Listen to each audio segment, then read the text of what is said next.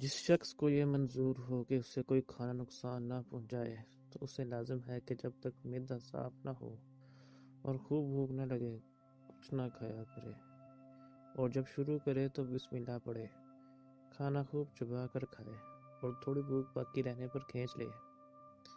یہ ہے فرمان حضرت علی رضی اللہ تعالیٰ عنہ۔ میڈیکل سائنس کی ریسرچ کیا کہتی ہے اس بارے میں بھی دیکھیے۔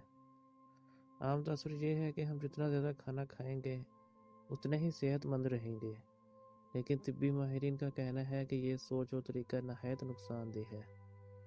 ٹوکیو کی یونیورسٹی آف ٹیکنالوجی کے پروفیسر یوشی نوری نامی جاپانی سائنس کا کہنا ہے کہ جب انسان جسم کو بھوک دیتا ہے تو جسم کے خلیوں میں پراسرار تبدیلیاں رونما ہونے لگتی ہیں۔ جب ان خلیوں کو باہر سے کوئی خوراک نہیں ملتی تو وہ خود ہی ایسے خلیوں کو کھانا شروع کر دیتے ہیں جو گلے سڑے اور خراب اور جسم کے لیے خطرے کا باعث ہوں۔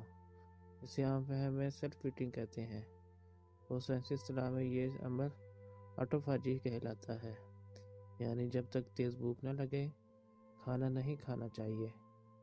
اسی طرح چینی ماہرین اس بات کو بھی مانتے ہیں کہ پیٹ بھر کر نہیں کھانا چاہیے۔ جب آپ کا پیٹ 70% بھر جائے تو اپنا ہاتھ کھانے سے کھینچ لیں۔ اس طرح آپ صحت مند رہیں گے، ہاضمہ درست رہتا ہے اور بد ہضمی کی شکایت بھی نہیں ہوتی۔ نیز بہت سے امراض سے نجات مل جاتی ہے۔ یونیورسٹی آف مانچسٹر کے ماہرین کے مطابق یہ بات سامنے آئی ہے کہ اچھی طرح چبا کر کھانا کھانے سے ایسے خلیات پیدا ہوتے ہیں جو خطرناک امراض پیدا کرنے والے جراثیم سے لڑتے ہیں، اور جو لوگ خوب چبا کر کھاتے ہیں ان کے منہ سے ٹی ہیلپر خلیات خارج ہوتے ہیں، جنہیں TH17 سیلز بھی کہا جاتا ہے۔ TH17 سیل جسم کے قدرتی دفاعی نظام کا حصہ ہوتے ہیں جو امراض پیدا کرنے والے جراثیم کو روکتے ہیں اور جسم دوست بیکٹیریا کو بھی پروان چڑھاتے ہیں۔